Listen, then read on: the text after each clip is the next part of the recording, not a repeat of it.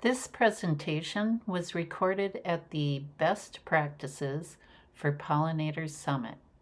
For more information, contact pollinatorfriendly.org.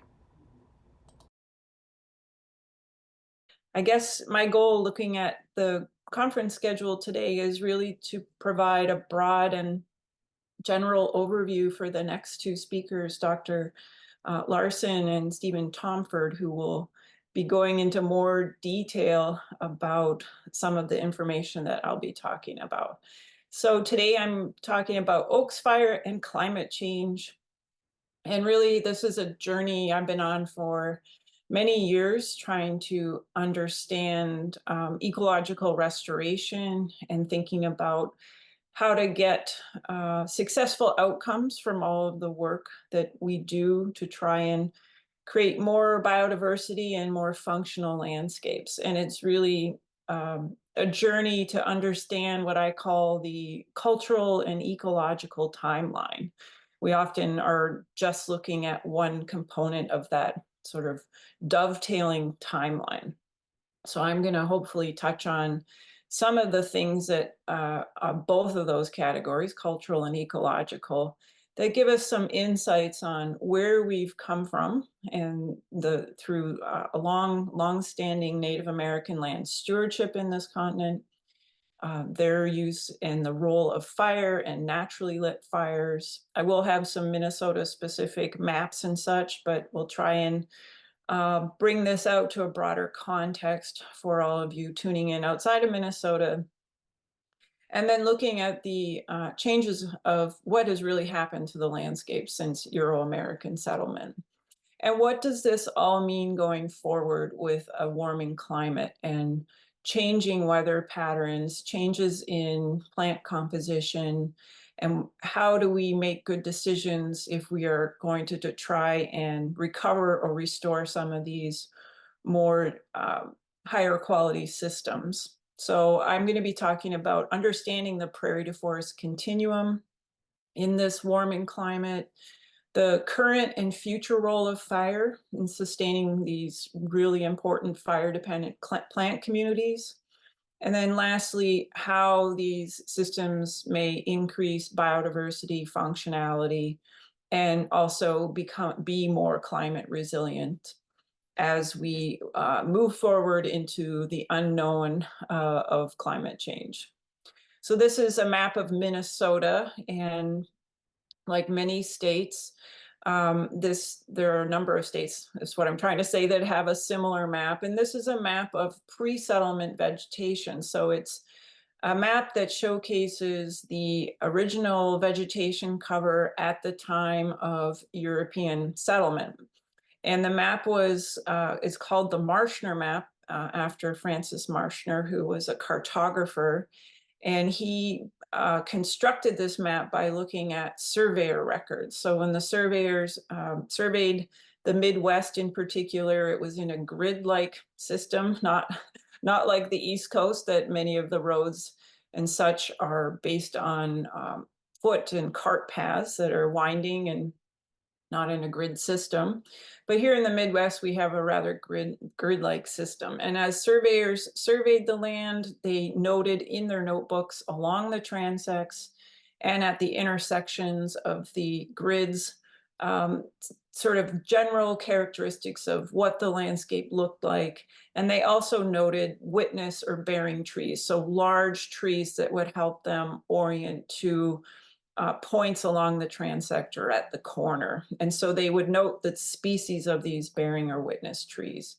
And so with all of that information, Francis Marshner was able to construct this map. And it's characterized as the original vegetation of Minnesota, but again, it's just a point in time, and there has been a long cultural, biological, and climatic history that has influenced the makeup of these different plant communities over time.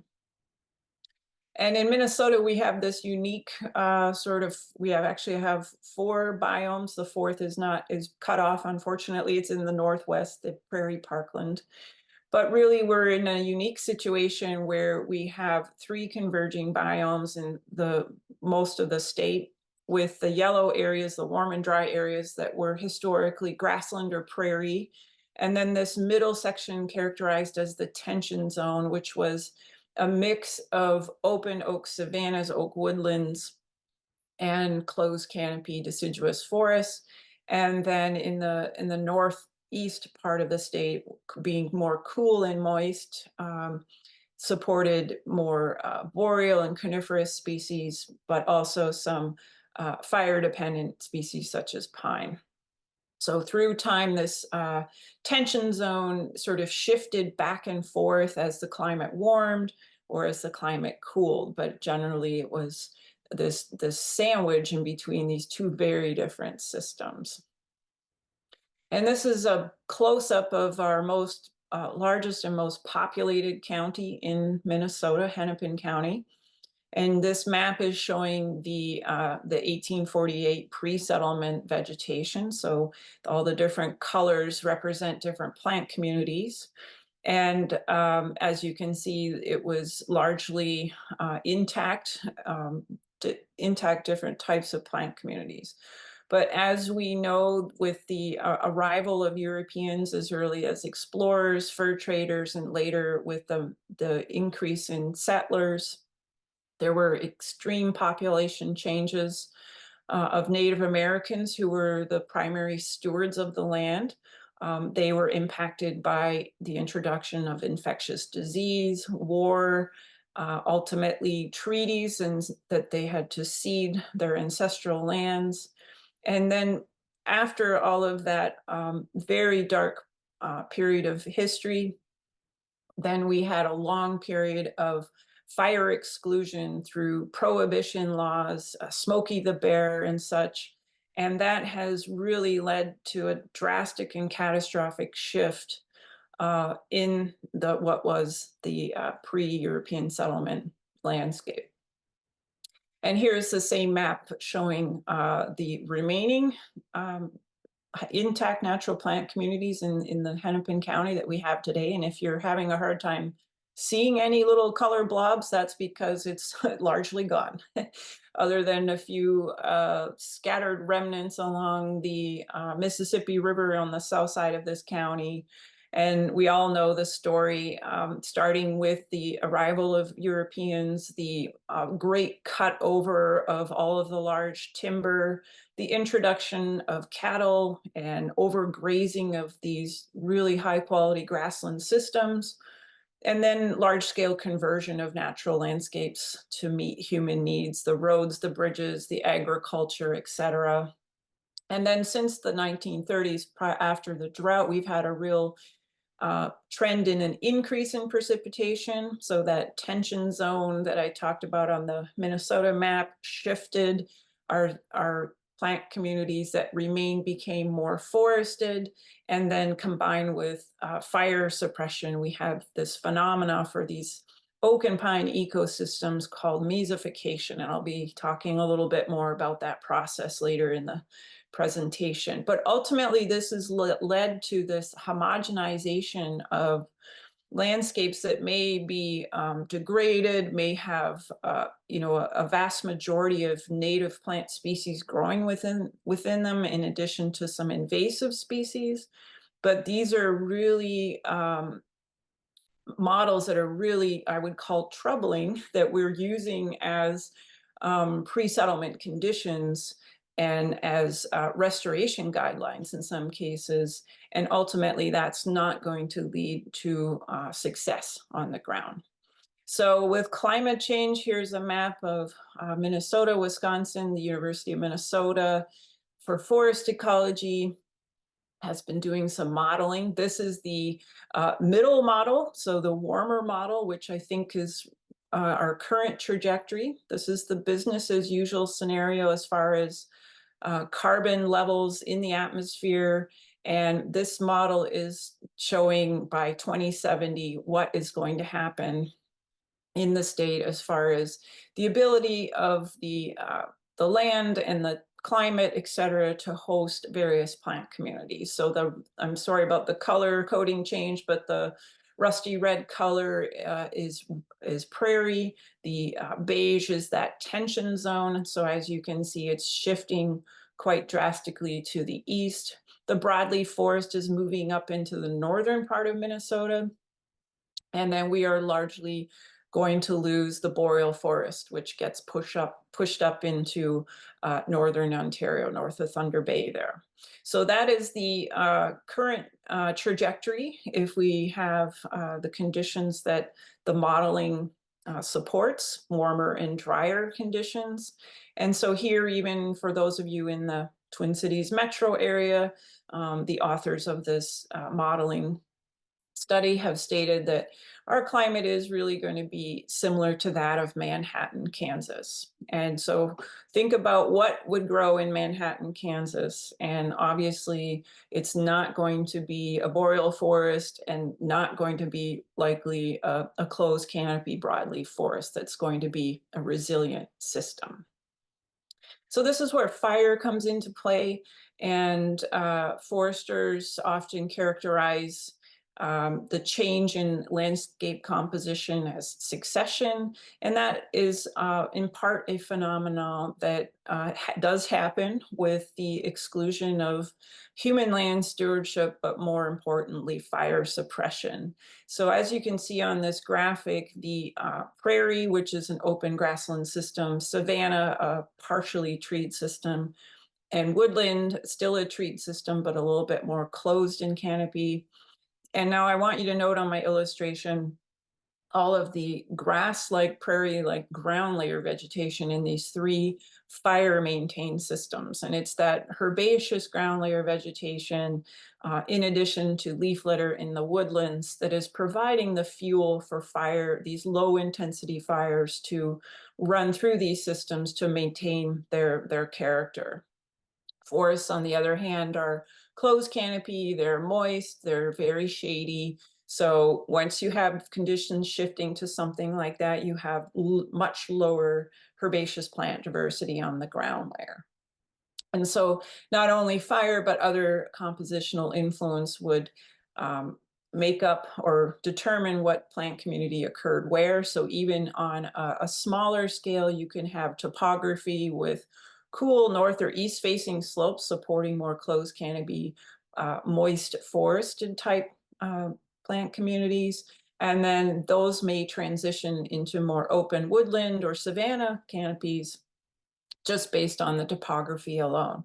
The other big thing that we have removed from these systems is grazing animals. Bison and elk were largely present, and they were consuming and cycling nutrients by grazing on these open herbaceous ground layer vegetation. So the really the fire frequency, fire intervals would have influenced the type of plant community over time. So here in Minnesota, if we had 100+ fire interval, that plant community would be a closed canopy forest and made up of largely fire intolerant or mesophytic trees such as maples. A 10 to 20-year fire interval would result in keeping the system more open. It would support and have a ground layer vegetation to help facilitate the movement of fire through the landscape. And then if a site was burned with a fire frequency or interval of a couple of years, 2 to 5 years, that's going to keep out any most woody species and maintain open prairie-like grassland systems.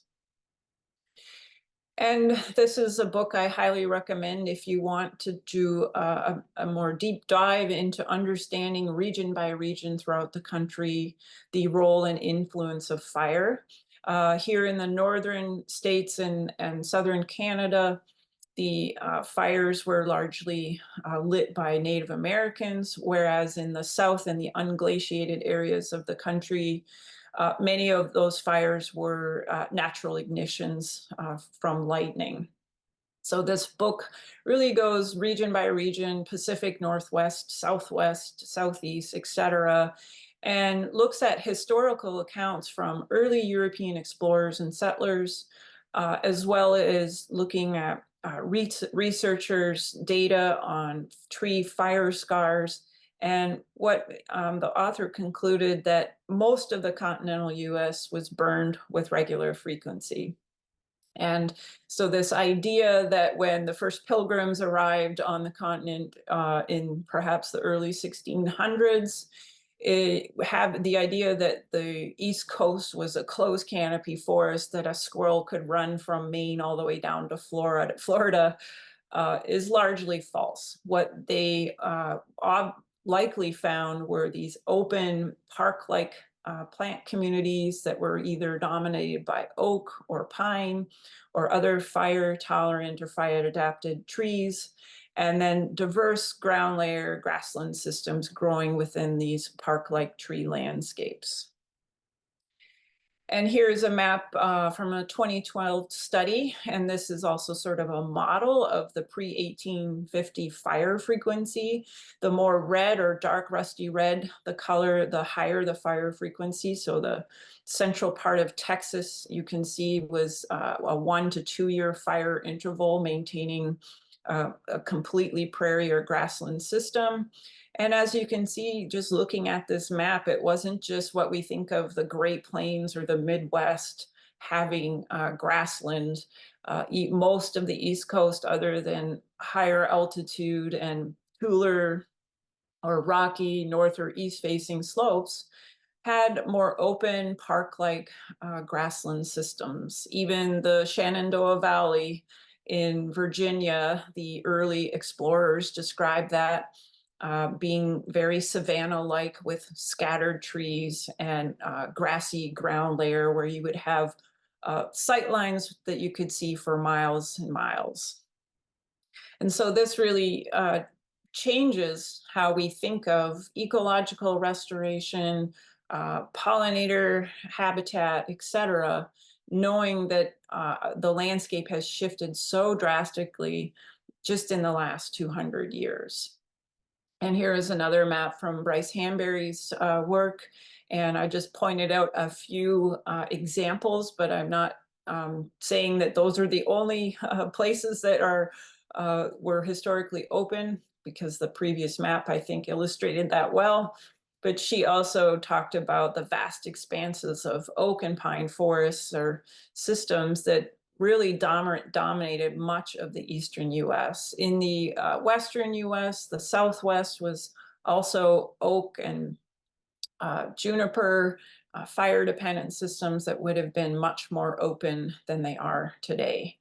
And really, the rest of the presentation, I want to focus on these oak ecosystems because they're more prevalent in the Midwest and Northeast, where many of you are tuning in.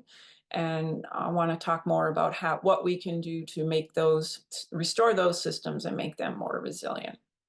So again, we associate some of those primary grazing animals that were so important as part of these grassland systems, such as American bison. They were almost extirpated, and we only think of them as being a Great Plains animal, even in our minds. And when we hear about their history, we picture them out on these vast landscapes, perhaps in Nebraska, ranging around through the grassland and in the Midwest. But look at these historical maps, two examples, one from Bryce Hanbury's study and a map out of a book from 1876. And the American bison pre-1800 was ranging way into the east and into the southeast. And just looking at that previous fire frequency map I just showed, it makes a lot of sense because the landscape was much more open, had a grassland and herbaceous ground layer that was largely supporting the American bison ranging this far east. And then, of course, as more and more Europeans arrived and they started to push west, and the large-scale slaughtering and hunting of the American bison, their range contracted rather quickly until just a few hundred animals remained in the Midwest by the late 1800s. This map was done by Greg Nowacki and colleagues, and there are similar maps for other states, including Wisconsin, Michigan, and Illinois, and I believe others. So recommend if you want to look up the state you were living in. It's kind of a cool look or different look into history of the Marshner map. And what they did is they looked at those bearing and witness trees, and then they mapped the species based on their fire tolerance. And so this is a map of Minnesota. The prairie in the Southwest is white because it didn't have trees, but it would have been fire dependent. And then the redder the color, the more, the higher percentage of trees that were fire tolerant within that area. So that bright red tension zone shows up nicely on their map. And then even in the what we call the Arrowhead, or the northeast part of the state on north side of Lake Superior, it had a real mix of both fire adapted and fire tolerant trees. So even up in that pine dominated system, there were fires that were frequent enough that would have maintained open systems. And I know Dr. Larson will be talking more about those pine systems around the Great Lakes area. So this is just, this is not set in stone. I just want to sort of parse out a little bit for a better understanding if you are looking at a landscape and trying to understand the results of fire suppression. This is just some general categories, but there is plenty of crossover depending on context. But the oaks and some of our hickory species, in addition to hawthorn, plums, they tend to be either fire tolerant or fire adapted. And in our Midwestern area, in that tension zone, would have made up the oak savanna and oak woodland systems. And similarly, for the more northern or more sandy sites, the jack pine and red pine are extremely fire adapted or fire tolerant. And they would have been a large component of the oak pine or pine savanna or pine barren systems.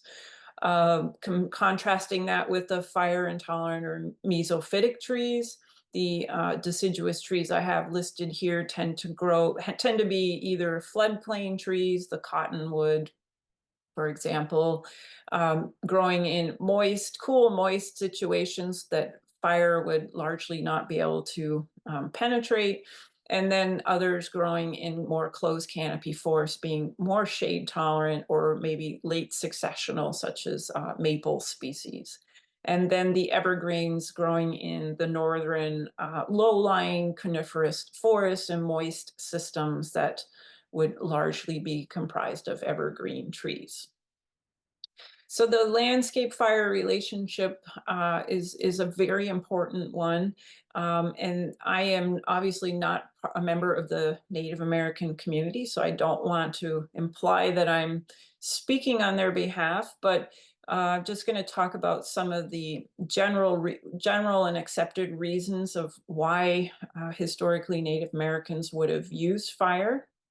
And the large one, of course, is just for all of their basic needs, including sources of food. So the fire maintained these open grassland systems that were extremely important to these grazing animals, such as bison and elk that they regularly hunted.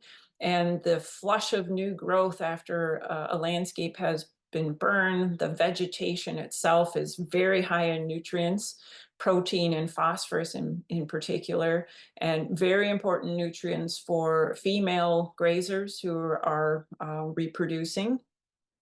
So this was a really, really important factor for attracting game and also for maintaining these more resilient and diverse systems.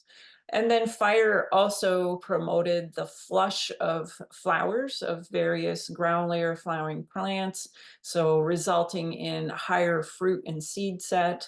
So if you think of something like the wild blueberries, they respond after a fire and bloom more profusely, and if they're pollinated by our wonderful pollinators, will produce a heavy fruit set. So this created a higher availability of food sources for Native Americans to forage from.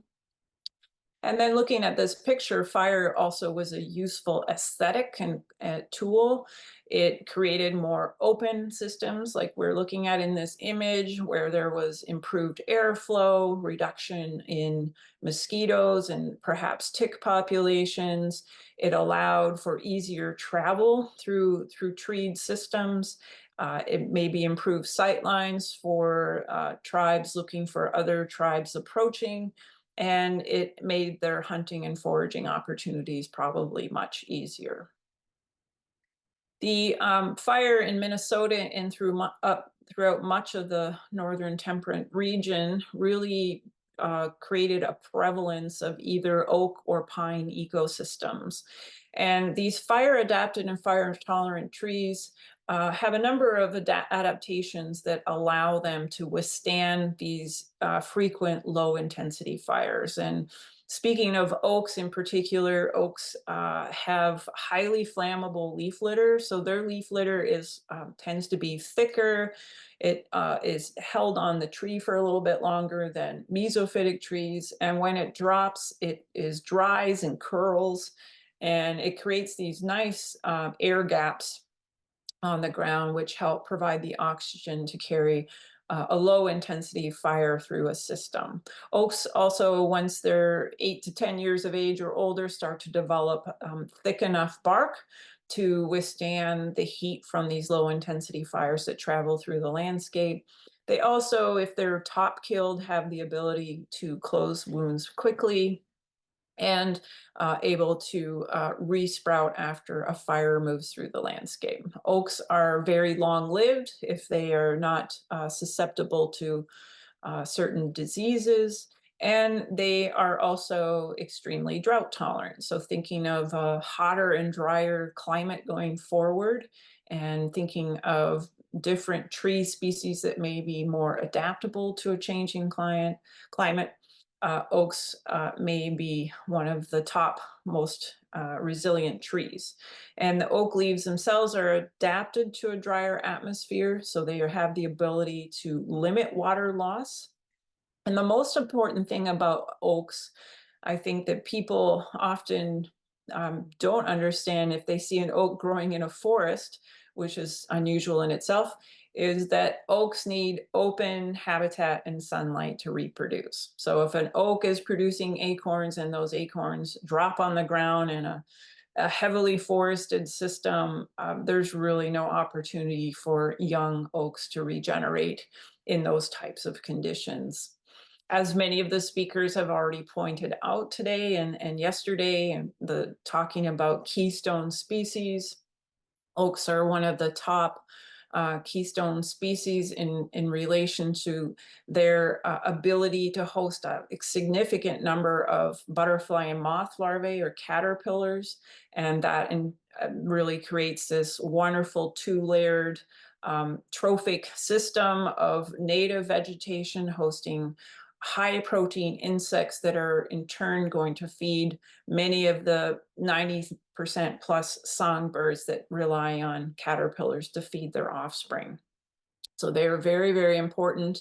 And if through Doug Tallamy's work and looking at top keystone species throughout the country, oak generally is in the top 3, and pine also in the top 3 or 4 of plant genera that support the most insects. So they are generally keystone species throughout the whole continent. And looking at bees, yesterday I spoke about pollen specialist bees, and just a quick back of the envelope estimate, about 96% of the plant genera that host pollen specialist bees grow and occur in these fire-dependent systems.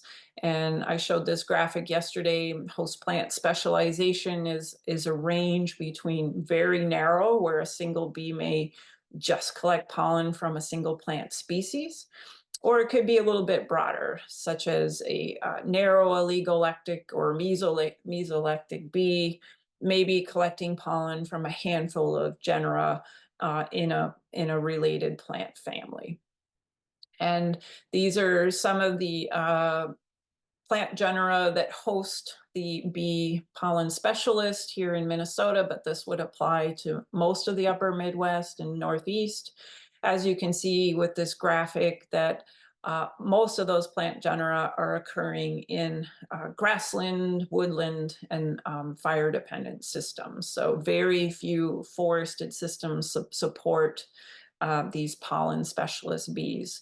Rusty patch bumblebee, for example, the federally endangered species, was very likely a savanna or open woodland species, taking advantage of nesting opportunities in more treed landscapes, but then largely foraging on these open, dense herbaceous ground layer vegetation that occurred in those systems or in adjoining grassland systems. This is an older map of the extent of the tallgrass prairie, oak savanna, and oak woodland region.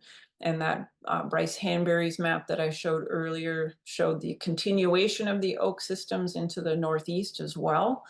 And here again in the Midwest, we have this Northwest, Southeast sort of diagonal of this tension zone that supports these really interesting oak savanna and oak woodlands.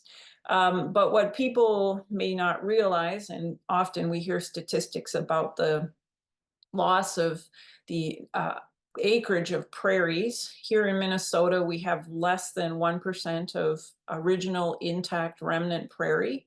We do have some reconstructed prairies, but what is left from that original pre-settlement vegetation is less than 1% of the original 18 million acres. Oak savannas, on the other hand, are even more rare. I don't have a statistics for Minnesota, but in the Midwest, historically, about 50 million acres of oak savanna occurred, and only 0.06% remains today. So globally, oak savannas in northern latitudes are one of the most endangered ecosystems. And we largely have very few examples of these systems left because the oak trees were probably cut and the prairie underneath was tilled. And so what we need is some good and viable models for the general public to understand how important these systems are for us going forward as well. This is from the Tallgrass Restoration Handbook, and sort of a different way of looking at how these systems are characterized, and I'll go through this quickly. Prairie, of course, is dominated by just herbaceous ground layer vegetation composed of grasses, sedges, and flowering plants. You may have perhaps one tree per acre, and you can still characterize that system as a prairie. Once trees, fire adapted and fire tolerant trees are in that system, making up 5 to 50% canopy cover, so groupings of trees and scattered populations, the system would be characterized as a savanna, and a little bit more closed canopy, 50 to 70%. Those systems still have enough light penetrating the ground layer in order to support that diverse ground layer vegetation. So no more than a 70% canopy cover. And then forest is trending into a closed canopy system of 70 to 100% canopy cover. And it's largely made up of fire intolerant and shade tolerant trees. And if we look at sort of the capacity of all these systems on this spectrum to provide ecosystem services, we can look at a number of things, and these are pretty obvious. If we look at tree species diversity, it's obviously going to be very low on the prairie end of the spectrum and quite high in the forest end of the spectrum, with the caveat that these forests that have no fire influence, that they will continue to succeed into a climax state, and those often become actually quite low in tree species diversity, often dominated by a few species of trees. If we look at this from herbaceous diversity and bee diversity, the highest herbaceous diversity is typically in the savanna systems, higher than prairie and woodland, because there are both prairie and woodland plant species that can thrive in savanna systems, so they tend to be highest. And when you have higher herbaceous diversity, typically that correlates with higher bee diversity. So the more open, sunny systems are going to support more bee species than the closed canopy shaded forests. And if we look at this from a functionality standpoint through overall plant diversity and biodiversity, these systems that are fire maintained tend to be more functional. And I know Stephen will be going into much more detail about the functionality of savannas in particular and open grassland systems. So where are we today as far as looking at a natural area and thinking that that is representative of the natural landscape that may be a target that we're working toward as far as ecological restoration, or what we perceive as being nature or natural? Well, as I've just sort of tried to illustrate, we've had 200 plus years of fire exclusion, even longer if you're tuning in from the Northeast. And what that has resulted in is in combination with large-scale landscape alteration and degradation is what we're at, I call a tipping point. And this tipping point, also called mesification, of what is happening to this former sort of spectrum or continuum of prairie to forest. We now have this homogenization of different native and non-native and invasive species mixing together and presenting us with some real problems and challenges as far as how do we make these systems more resilient and biodiverse. So this is the groundbreaking study in 2008 by Greg Nowacki and Abrams. And this graphic's from their study, and it's really, they coined the term mesification. And so their illustrations on the left, starting in the pre-1900 state, they're showing either a pine or oak growing in a sparse system, park-like, with ground layer vegetation. And then when Smokey the Bear and other laws were enacted with fire suppression, the fire intolerant trees, the light blue plants in their graphic, started to move into these fire dependent systems. So that resulted in a dramatic increase in shading and cooling. And by the mid 1900s, many of these systems, we lost the dense ground layer vegetation, and that was also in combination with overgrazing by introduced cattle by Europeans. And then fast forward, we're past the early 2000s, and now we many of our landscapes are this homogenization of fire tolerant and fire intolerant native species, in addition to invasive species. So many of our invasive species, such as buckthorn, thrive in these homogenized fire suppressed landscapes. And this graphic is from their study as well. And I kind of like it from the point of view of feeling like Sisyphus sometimes. So if you look at the left, upper left and lower left graphic and follow along here, that's a graphic showing a mesic or medium moisture type soil and landscape. And with fire, their graphic is showing the black balls would roll back and forth depending on the fire interval or fire frequency. But those systems would either be maintained as oak savannas, oak woodlands, or oak forests with very little fire. And without fire, on the bottom right left graphic, you can see the balls are just rolling downhill, settling in the next trough, and then rolling, and then dropping over what the authors characterized as the tipping point. And the tipping point, as you can imagine, trying to push that ball back up over the tipping point to get it back into a more stable state is extremely difficult when that's where we are today. And so that's what I meant by being Sisyphus, that we are sometimes approaching ecological landscaping without this cultural and historical and ecological context.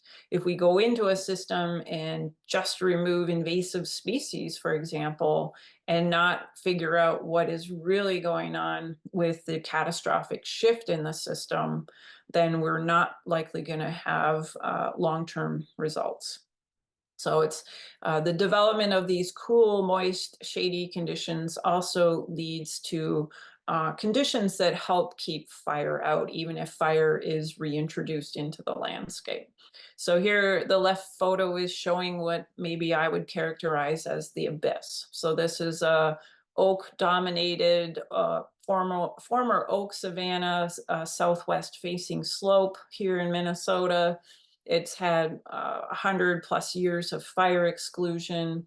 It's highly dysfunctional. You're not going to find diverse pollinator populations. And you can see it's being invaded by that bright green-leaved invasive plant European buckthorn that is largely just invaded the whole understory of the system. But what also is going on is a number of native trees have moved into what was a formerly open oak-dominated system. Trees such as elm and basswood that are generally fire intolerant. And so that's created even more cooler, moist conditions that the European buckthorn likes for its regeneration. So low pollinator diversity, we're not going to have oak regeneration in that abyss system. And that system, even if we try and remove the buckthorn alone, is still going to remain highly invasible. Compare that with a fire maintained system. It's more functional. You have the high plant diversity on the ground layer. You have opportunities for oak regeneration. You have enough sunlight. And you have grassland systems that are more climate resilient if we are moving into a hotter and drier modeling pattern. Here is another example of a typical park. This could be a picture in Massachusetts or in Minnesota or in the Southeast. Just pick your invasive plant and your fire tolerant canopy and follow along. So here in this picture, we have the orange markers are marking fire tolerant oak trees, and those oak trees don't look very large, but here in Minnesota, a tree that size, and if it's an oak, is probably 100, 120 years old. So those trees are much older than the surrounding trees. And then the blue markers are showing an invasion by, in this case, American basswood. American basswood is a native tree, but it's thin barked and fire intolerant. And it started to move in with fire suppression and now has really invaded and surrounding the oaks that are typically want to thrive in more open park-like conditions.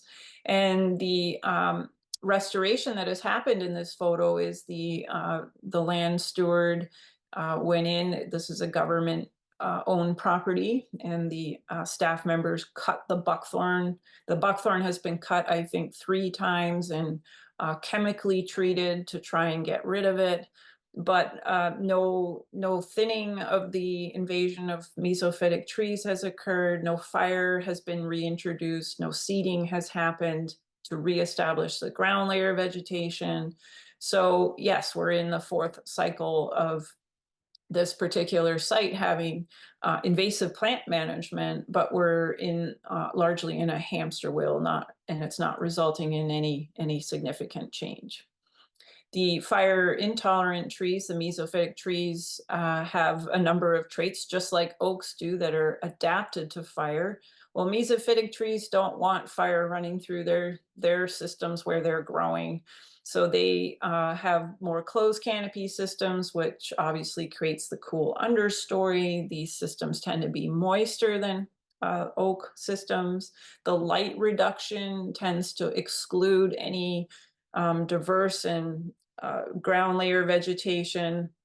And it's the lack of ground layer vegetation and the highly inflammable leaf litter of these closed canopy systems that helps suppress fire. And the other interesting trait is stem flow. Many of the fire intolerant trees have thin bark, but the bark is also tends to be smooth. So if the young American basswood trees have this smooth bark, and during rainfall events, a phenomenon called stem flow, where on an oak tree with many of the rough platy barks of an oak tree, the water gets captured within the bark and within those crevices, and very little actually makes it down to the ground. But with the fire intolerant mesophytic trees, the stem flow is the water that flows down these smooth bark trees, pools at the bottom of the tree, and then actually creates this moist microhabitat around the base of the tree, helping for it to survive if a low intensity fire were to move through the system. So the opposite type of adaptation that I highlighted with the oak trees. And mesophytic leaf litter is not like the leaf litter I described, the oak leaf litter, which is thick and curls and helps facilitate the movement of fire through the landscape. The mesophytic leaf litter, such as maple leaves, they're thin, they tend to decompose quite rapidly. They mat and they don't curl up, so they mat and they create almost like a moist layer on the ground, which ultimately results in that it burns poorly. And now with the introduction of many non-native earthworms in the glaciated areas of the continent, the mesophytic leaf litter is highly sought after by some of these non-native earthworms. So it can be readily consumed even before mid-season, and resulting in bare ground on these closed canopy forested systems.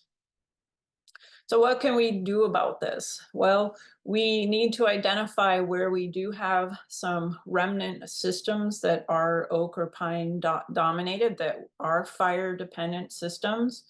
We need to perhaps revert this mesophication of these systems, so removing some of the fire intolerant trees and reestablishing fire into the system, and that may include reseeding with native vegetation if there is no remaining vegetation on the ground layer. Obviously, another critical step is removing any invasive plants, and then getting it to a certain point in a restoration where fire can get reintroduced in order to keep that system open and reduce the reinvasion of invasive plants. I was involved in a small suburban restoration of an oak savanna. I live in Minnesota in that tension zone. So in my municipality, 96% of the pre-settlement landscape was oak savanna. So we have these wonderful landscapes with these iconic, huge iconic oak trees. But this is what has happened in a lot of our parks and natural areas, is these old oak trees are barely surviving because they have been invaded. In this case, all this green in the picture is invasive European buckthorn. So in order to restore this site, which is a 30-acre site that was donated to the municipality that I live in, and we formed a nonprofit and got some state and county grant funding to start initiating the restoration of this oak savanna. And the restoration contractor subcontracted with this fellow Mike and Mike's Tree Service, and he is a passionate restoration professional, uses what would be considered as traditional logging equipment, and went in on very frozen ground using this feller buncher tool, which has grappling arms and a large spinning disc at the bottom with carbide blades. And he was able to, with precision surgery, go through this 13-acre site, harvest all of the buckthorn, in addition to many of the mesophytic trees that had invaded the oak system. And this is just after harvesting. So that picture of the tree in the foreground is the one I just showed you 2 slides ago that was completely enveloped by the buckthorn. So now we have opportunities for these iconic oak trees to have more sunlight, airflow, opportunities for any acorns that they produce to hopefully begin to regenerate. And we have different age classes of oak in the system. And since then, we have done seeding, and we are hoping to do our first prescribed burn this spring if we have enough fuel, although we've been set back a little bit because we've been in a 2-year drought. So that's delayed our reintroduction of fire into this system. But stay tuned for more information on this project. And we hope that this being in a suburban metro area, in a large metro area, that we can provide a living example of a climate resilient system that the public can visit and learn from, and they don't have to drive several hundred miles to see one of these rare and disappearing landscapes. So I'm really sorry that Farron, I'm taking the place of Farron today. I know she would have been speaking from her perspective as a member of the Native American community. I know I'm looking forward to Dr. Larson's presentation that is following mine, because he has done some wonderful work forging partnerships with the Native American community. One of the webinar links that's in the handout that I provided that Lori will be posting is a webinar that Dr. Larson moderated with members of the Native American community, and learning about the traditional ecological knowledge, and learning how to move forward with a better understanding of this overlapping of a cultural and ecological history. So all that we can do to replicate and include and initiate inclusion and understanding and reconciliation as we move forward to create more of these biodiverse systems. So I'll leave you with this quote to read, and I'll stop talking so Lori can hopefully squeeze in a question. This is from Dwayne Estes and colleagues from the Southeastern Grassland Initiative. So I'll let you read that, and I'm going to pass it back to Lori.